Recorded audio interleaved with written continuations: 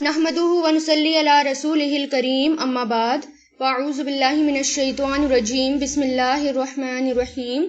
رب اشرح لی صدری ویسر لی امری واحلل عقدۃ من لسانی یفقہوا قولی۔ آیت نمبر 283 سے دیکھیں۔ اب اللہ تعالیٰ اب یہاں پر یہ بتا رہے ہیں کہ اگر آپ لوگ سفر پہ ہوں تو تب کیا کرنا ہے۔ تو دیکھیں، وَإِن، اور اگر، کنتم، ہو تم،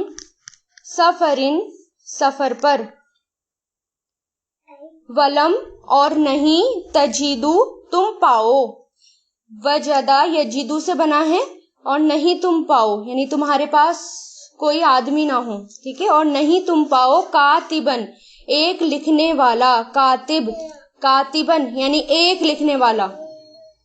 فریحانو، تو رہن رکھنا ہے،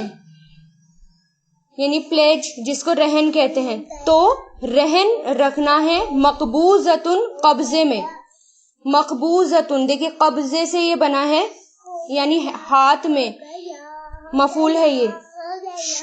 مقبوضتن قبضہ دی ہوئی چیز، مقبوضہ کیا ہے یعنی قبضہ دی ہوئی چیز، یعنی کوئی بھی چیز قبضے میں رکھوانا۔ فَإِن، پھر اگر، امینہ، اعتبار کرے، بھروسہ کرے، امینہ دیکھیے، امینہ ہوتا ہے بھروسہ کرنے کو، اعتبار کرنے کو، یقین کرنے کو، ٹرسٹ کرنے کو امینہ کہتے ہیں جب یہ 3 حرفی ماضی پر آتا ہے، امینہ یا منو۔ لیکن جب یہ 4 حرفی ماضی پر آتا ہے، آمنا یؤمنو، تب ایمان لانا ہو جاتا ہے، تو یہ امینہ ہے، تو امینہ کا مطلب بھروسہ کیا گیا۔ بعدکم، تمہارے بعض، یعنی اعتبار کرے یعنی بھروسہ کرے تمہارا بعض، بعدن، بعض پر، یعنی تم میں جو ایک دوسرے سے معاملہ کر رہے ہو اگر وہ آپس میں بھروسہ کریں۔ فل، فا مطلب تو، لام لگ گیا لام جزم کے ساتھ، تو چاہیے کہ یؤدد، ادا کرے، تو چاہیے کہ ادا کرے، الذی، وہ جو، اؤتمنا، امین بنایا گیا، یعنی بھروسہ کیا گیا، امین بنایا گیا، تو اس میں کیا ہے یہ مجہول ہے، یہ بھروسہ کیا گیا، امین بنایا گیا، امانتہ، اس کی امانت کو، امانتہ، اس امانت ہو اس کی، ولیتقی، اور چاہیے کہ ڈرے، وہاں مطلب اور، لام جزم کے ساتھ آ گیا تو چاہیے کہ یتقی، وہ ڈرے، اللہ، اللہ سے، ربہ، جو اس کا رب ہے، ولا، اور نہیں، تکتمو، تم چھپاؤ، شہادتن، شہادتا، گواہی کو، شہادت کسے کہتے ہیں گواہی کو، ومن، اور جو کوئی، یکتم، ہاں چھپائے گا اسے، کتما سے بنا ہے، کتما یکتمو، ٹھیک ہے، تو یہ تکتمو تھا نا اوپر، ولا تکتمو، اور نہیں تم چھپاؤ، تو نہیں تم چھپاؤ گواہی کو، اور جو کوئی، یکتم، ہاں چھپائے گا اسے، فعل مضارع ہے یہ، اور جو کوئی چھپائے گا اسے، فَإِنَّهُ، تو بے شک وہ، آثم، گنہگار ہے، آثم گنہگار، گناہ کرنے والا، فاعل ہے یہ، اسم سے بنا ہے، اسم کہتے ہیں گناہ کو، اور آثم گناہ کرنے والا، گنہگار ہے، قلبہ، اس کا دل، واللہ، اور اللہ، بما، اس کے ساتھ جو، تعملون، تم سب عمل کرتے ہو، علیم، خوب دیکھنے والا ہے۔ اب دیکھیں، اب یہاں پر کیا آ رہا ہے کہ اگر تم سفر میں ہو اور کوئی بھی لکھنے والا نہیں ہے، مان لیجیے ہم سفر پہ جا رہے ہیں اور ہمارے پاس اب ہمیں اچانک سے سفر کے اندر کچھ لینا دینا پڑ گیا، ادھار کا معاملہ ہو گیا یا کچھ لینا دینا پڑ گیا، ایسی ضرورت آ جاتی ہے، اچانک سے ہم نے لیا، اور وہاں نہ تو کوئی لکھنے والا ہے، نہ ہمیں خود لکھنا آتا ہے، نہ کوئی لکھنے والا ہے، نہ پین اور کاغذ ہے، نہ ہی گواہ ہے، اور معاملہ ادھار کا ہے، تو پھر اور ادھار کر لیا کہ ایک فکس پیریڈ کے بعد یہ پیسے لوٹائے جائیں گے، تو ایسے میں کیا کیا جائے، وہی اللہ تعالیٰ نے اس آیت میں بتایا ہے کہ ایسے حالات میں، جب ایسے حالات، ایسی سچویشن سامنے آ جائے، کوئی چیز گروی رکھ کر پیسے ادھار لے لو، ٹھیک ہے، تو گروی رکھنا بری بات نہیں ہے، اسلام میں جائز ہے کہ اگر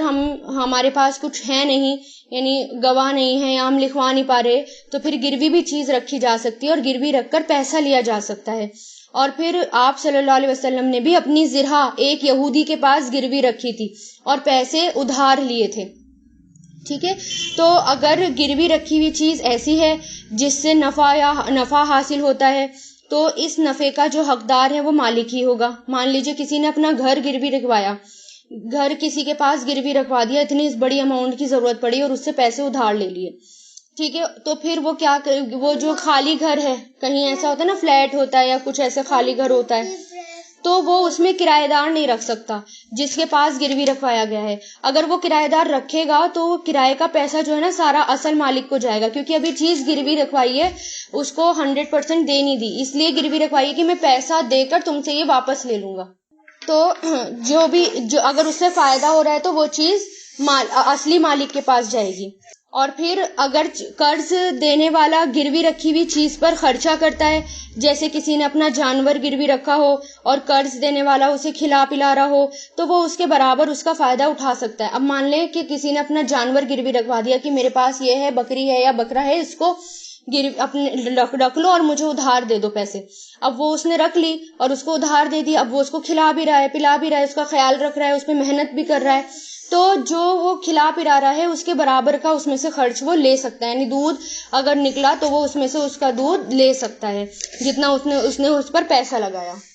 اور پھر یہاں پر اللہ تعالیٰ بتا رہے ہیں، دیکھیں پھر وَإِنْ اور اگر ہو تم سفر پر اور نہیں تم پاؤ لکھنے والا تو رہن رکھنا ہے مقبوضۃ قبضے میں دی ہوئی چیز کا، فَإِنْ پھر اگر امینہ اعتبار کرے، بھروسہ کرے، بعضکم تمہارا بعض پر،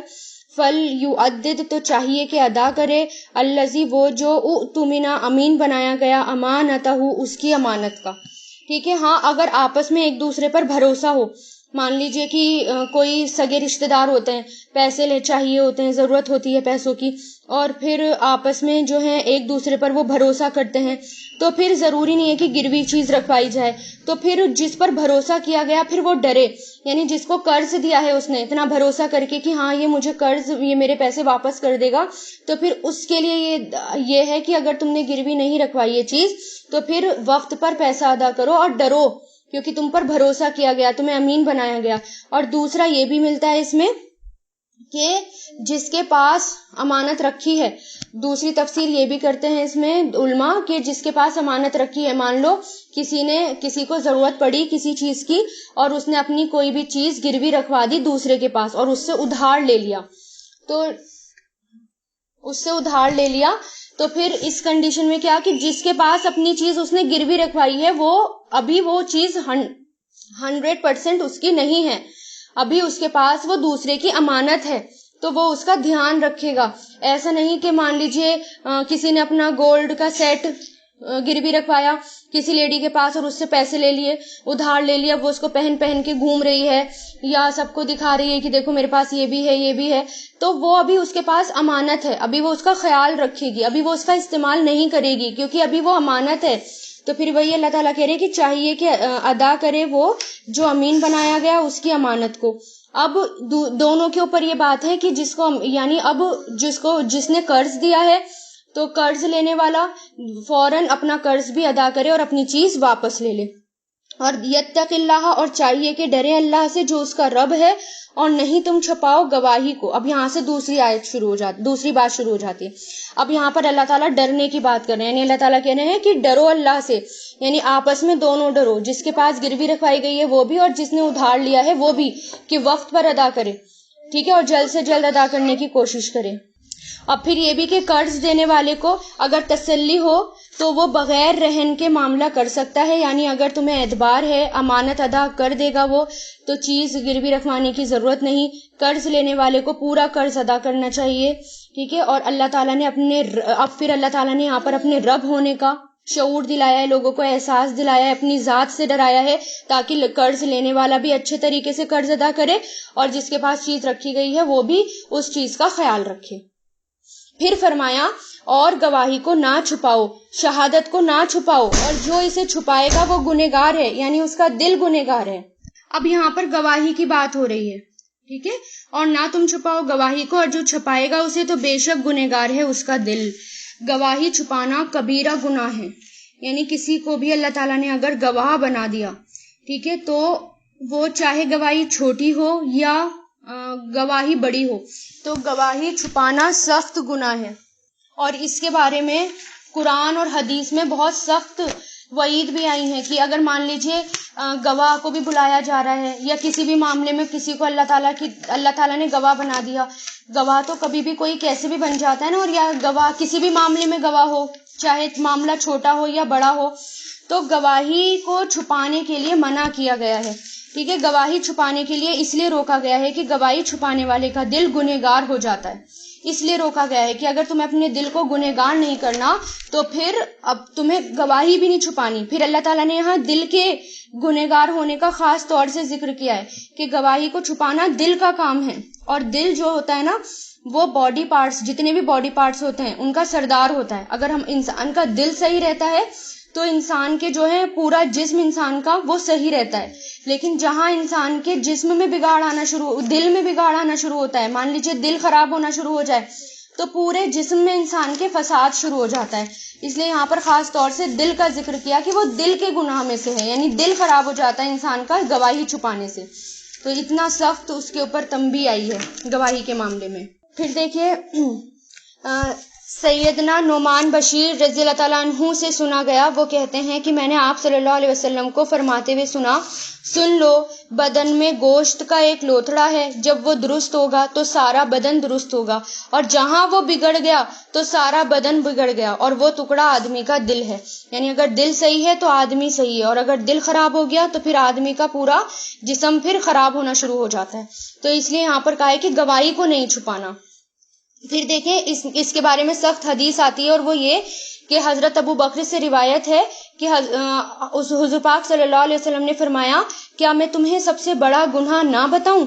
ہم نے یعنی صحابہ کرام نے عرض کیا، یا رسول اللہ ضرور بتائیں. پھر آپ صلی اللہ علیہ وسلم نے فرمایا، اللہ کے ساتھ شرک کرنا اور والدین کی نافرمانی کرنا. اور پھر فرمایا کہ آگاہ ہو جاؤ جھوٹی بات اور جھوٹی گواہی بھی، آگاہ ہو جاؤ جھوٹی بات اور جھوٹی گواہی بھی.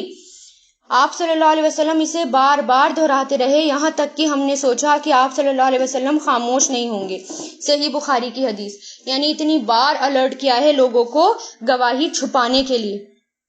تو شرک اور والدین کی نافرمانی کرنا سب سے بڑا گناہ ہے، کبیرہ گناہ ہے. اور اس کے بعد جھوٹ بولنا اور جھوٹی گواہی دینا، یہ بھی ان گناہوں میں سے ایک ہے جو بڑے بڑے گناہ ہیں، اس لیے ان سے روکا گیا. اور پھر دیکھیں ایک حدیث میں یہ بھی آتا ہے کہ جو شخص جھوٹی گواہی دے وہ اس کو چاہیے کہ وہ اپنا ٹھکانہ دوزخ میں بنا لے. تو اس لیے اب دیکھیں نا، ہمارے گھر میں بھی چھوٹے بڑے معاملے ہوتے رہتے ہیں. اب آپ دیکھیں کہ بچوں کے معاملے میں ہم اب اتنے بڑے تو گواہیاں ابھی اس وقت ہم نہیں دیتے، لیکن چھوٹی چھوٹی گواہیاں ہمیں دینی پڑ جاتی ہے. ہمارے گھر کے معاملے میں ہمیں گواہیاں دینی پڑ جاتی ہیں، بچوں کے معاملے میں گواہیاں دینی پڑ جاتی ہیں. اور ہم کیا کرتے ہیں، اکثر مائیں کیا کرتی ہیں کہ اپنے بچے کو سچا ثابت کرنے کے لیے تو دوسرے کو جھوٹی بات بتاتی ہے، جھوٹی گواہ بن جاتی ہیں. اگر یا آپس میں بہن بھائی ہوتے ہیں، اپنے بہن بھائیوں کو بچانے کے لیے آپس میں یعنی دوسروں کو اگر وہ گواہی دے رہے ہیں، اگر اللہ نے ان کو گواہ بنایا یعنی انہوں نے سارا معاملہ دیکھا ہے، تو وہ جھوٹی گواہی دے دیتے ہیں یا بات کو ہیرا پھیری کر دیتے ہیں، بدل دیتے ہیں.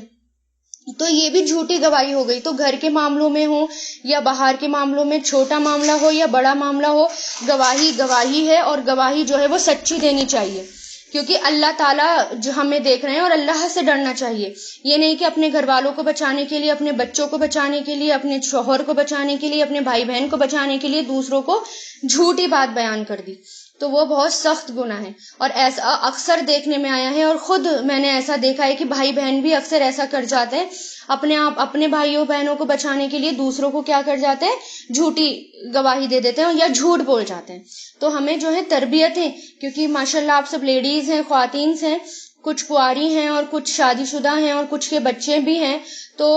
آپ کو اس طرح تربیت کرنی ہے. قرآن جو سکھا رہے، دیکھیں سورہ بقرہ میں سب سے زیادہ احکام ہیں، وہ احکام آپ کو ریپیٹ کرنے ہیں، وہ احکام آپ کو لکھنے ہیں، ان احکام کی پابندی کرنی ہے، اور اپنے بچوں میں ان کی ایسی تربیت کرنی ہے کہ وہ احکام کی بھی پابندی کریں، تاکہ وہ بچ جائیں، جہنم کی آنکھ سے بچ جائیں.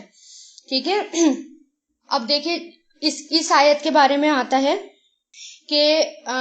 حضرت ابن عباس کہتے ہیں کہ جب یہ آیت نازل ہوئی کہ جو تمہارے دلوں میں ہیں اللہ اس کا حساب لے گا، تو صحابہ کرام بہت زیادہ خوف کرنے لگے، یعنی اللہ تعالیٰ اس کو جانتے ہیں نا، اللہ تعالیٰ اس کا حساب لے گا، تو صحابہ کرام کو بہت زیادہ خوف طاری ہو گیا۔ اس پر تو عمل نہیں ہو سکتا کہ دل کے خیالات پر بھی انسان قابو کر لے، تو آپ نے فرمایا کہ سمینا و اطعنا وسلمنا، یعنی ہم نے سنا، ہم نے اطاعت کی اور ہم نے تسلیم کر لیا، اس طرح کہو۔ تو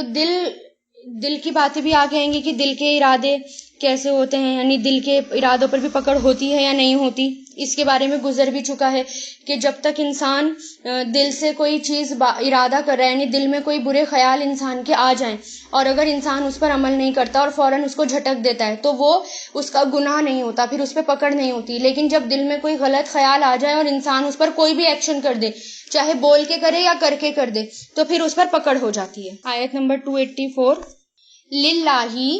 اللہ کے لیے ہے، ما فی السماوات، جو آسمانوں میں ہے، وما فی الارض، اور جو کچھ زمین میں ہے، وَإِن، اور اگر، تبدو، تم ظاہر کرو، یعنی تم بتا دو، ظاہر کر دو، تبدو ڈسکلوز کرنا، یو ڈسکلوزڈ، ابدعا سے بنا ہے، ابدعا اس نے ظاہر کرا، یبدی وہ ظاہر کرتا ہے یا کرے گا، ابدی تو ظاہر کر۔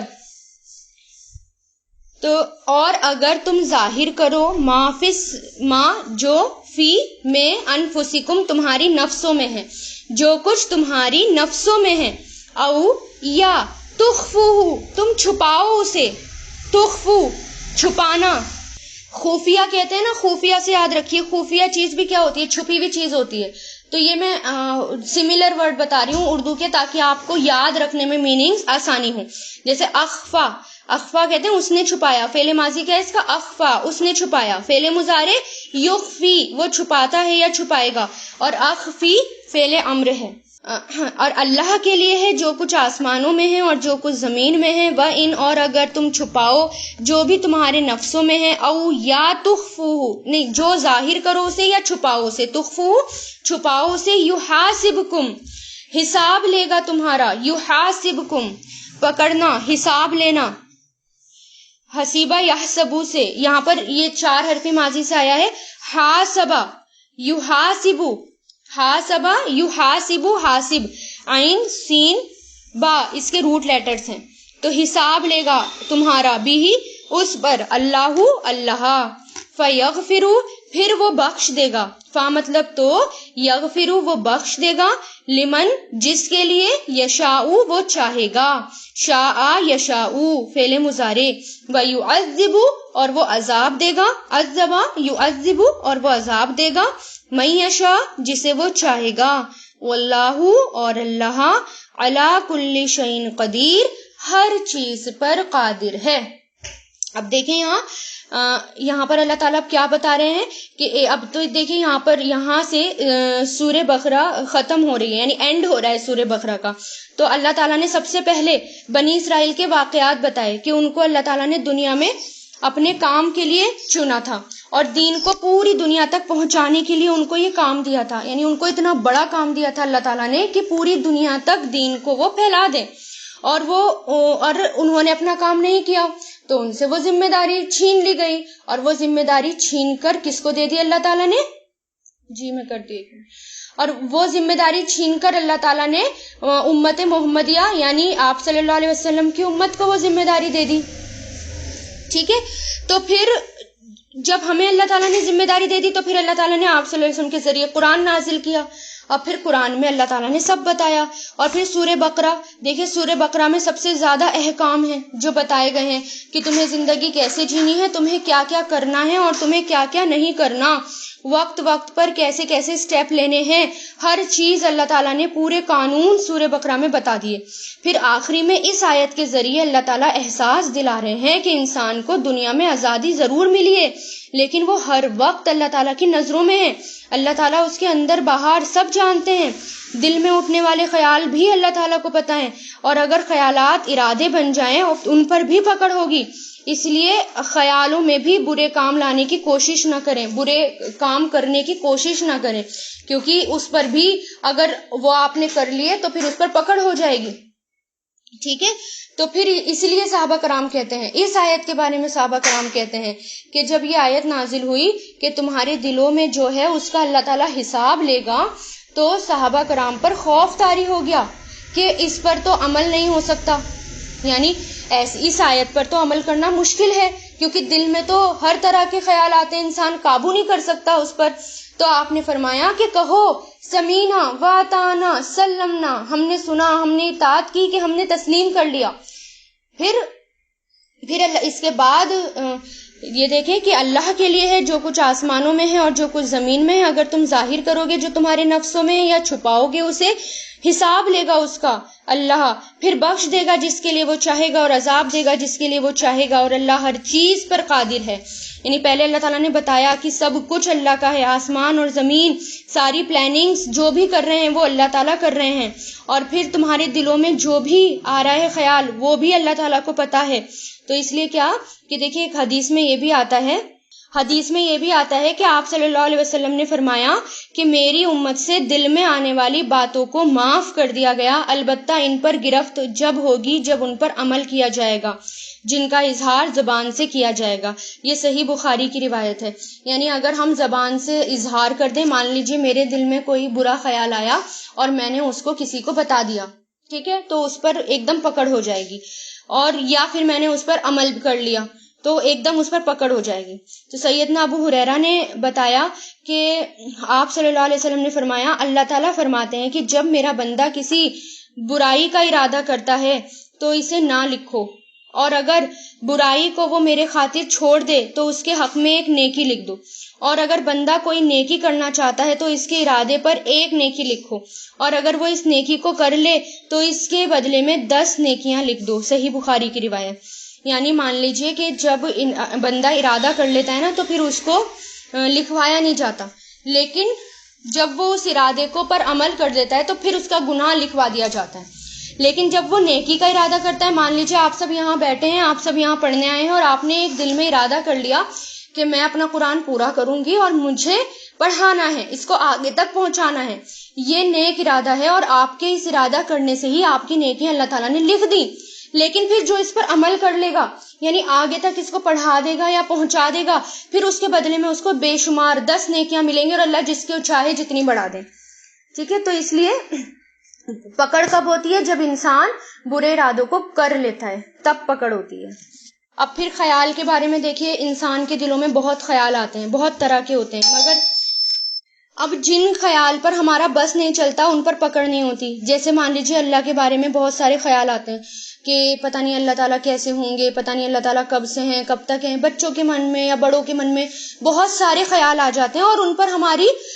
پر ہمارا بس نہیں چلتا اور ہم روک نہیں سکتے. لیکن وہ ایسے خیال ہوتے ہیں جو بجلی کی طرح آتے ہیں اور بجلی کی طرح چلے جاتے ہیں، ان پر انسان کا اختیار نہیں ہوتا، تو ان پر ہماری پکڑ نہیں ہوگی. پھر آپ صلی اللہ علیہ وسلم سے وسوسوں کے بارے میں بھی پوچھا گیا کہ اگر دل میں برا خیال آئے تو کیا ہو، یہ کیا چیز ہے. بعض صحابہ نے پوچھا ہمارے دل میں ایسا خیال آتا ہے کہ ہم جل کے کوئلہ ہو جائیں، یعنی ہم بیان نہیں کر سکتے، ایسے خیال آ جاتے ہیں کہ جل کر کوئلہ ہو جائیں. تو کیا ہو ایسے خیال نہ آئیں، یعنی ہم ایسا کیا کریں کہ ہمارے دل میں ایسے خیال نہ آئیں جن پر ہمارا بس نہیں چلتا. تو آپ نے فرمایا کہ یہ صریح ایمان کی علامت ہے، یعنی صحیح ایمان کی علامت ہے، یہی تو ایمان ہے.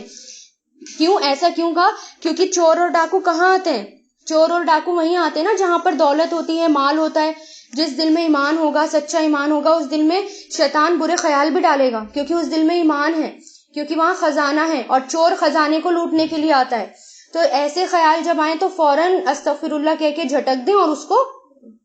ہٹا دیں، اس خیال کو، اس پر پکڑ نہیں ہوگی.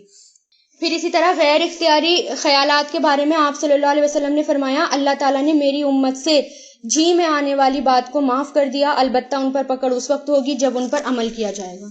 ٹھیک ہے، تو یہ بھی پھر یہ ایک اور اس میں حدیث ملتی ہے. اب حسد ہو گیا، تکبر ہو گیا، بغض ہو گئی، دنیا کی محبت ہو گئی، حرص ہو گئی، لالچ ہو گئی، ان سب پر پکڑ ہو سکتی ہے، کیونکہ کسی سے حسد رکھنا گناہ ہے، بغض رکھنا گناہ ہے، یہ بھی دل میں آنے والے ہیں، لیکن ان پر پکڑ ہوگی۔ وآخر دعوانا ان الحمد للہ رب العالمین، سبحانک اللہم و بحمدک ونشہد ان لا الہ الا انت نستغفرک ونتوب الیک۔